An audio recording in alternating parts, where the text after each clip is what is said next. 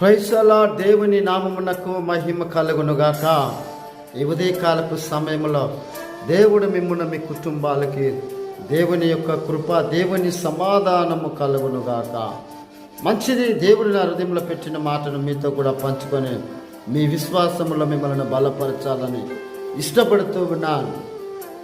మనము అభిషేకములో మనం బలపరచబడాలి, వాక్యములో బలపరచబడాలి, ప్రార్థనలో బలపరచబడాలి, విశ్వాసములో బలపరచబడాలి, భక్తి జీవితములో బలపరచబడాలి.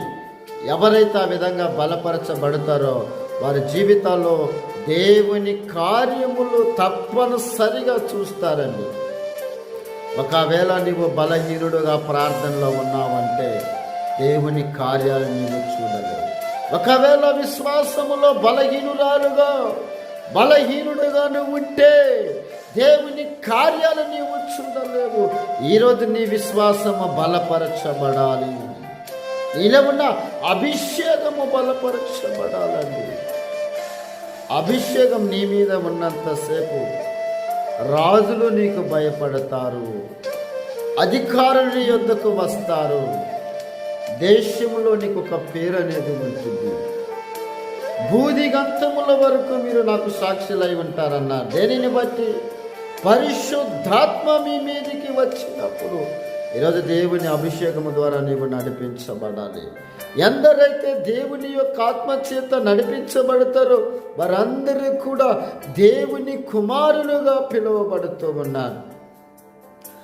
సమూయేలు దావీదు ఇంటికి వెళ్ళి దావీదుని తన సహోదరుల ఎదుట తైలపు కొమ్మును తీసి దావీదు తల మీద పోసినప్పుడు నాటి నుండి యెహోవా ఆత్మ దావీదు మీదికి బలముగా దిగి వచ్చిందండి. తన సహోదరుల ఎదుట, తను ఉన్న పట్టణములో అప్పటి వరకు అందరూ చూసిన ఆ ప్రజలందరూ కూడా దావీదును చూసినప్పుడు ఆశ్చర్యపడ్డారు. ఈయన యోషయ్య కుమారుడు కదా అన్నాడు. వాస్తవమే. ఆ కాలంలో దావీదు తండ్రి చాలా వృద్ధుడు. ఆయన యొక్క కుమారుడు దేవుని యొక్క ఆత్మచేత నడిపించబడ్డాడు. దేశానికి రాజుగా ఉన్నాడు. అనేక మందికి ఆశీర్వాదకరంగా ఉన్నాడు. అనేక మందిని ఓదార్చిండు.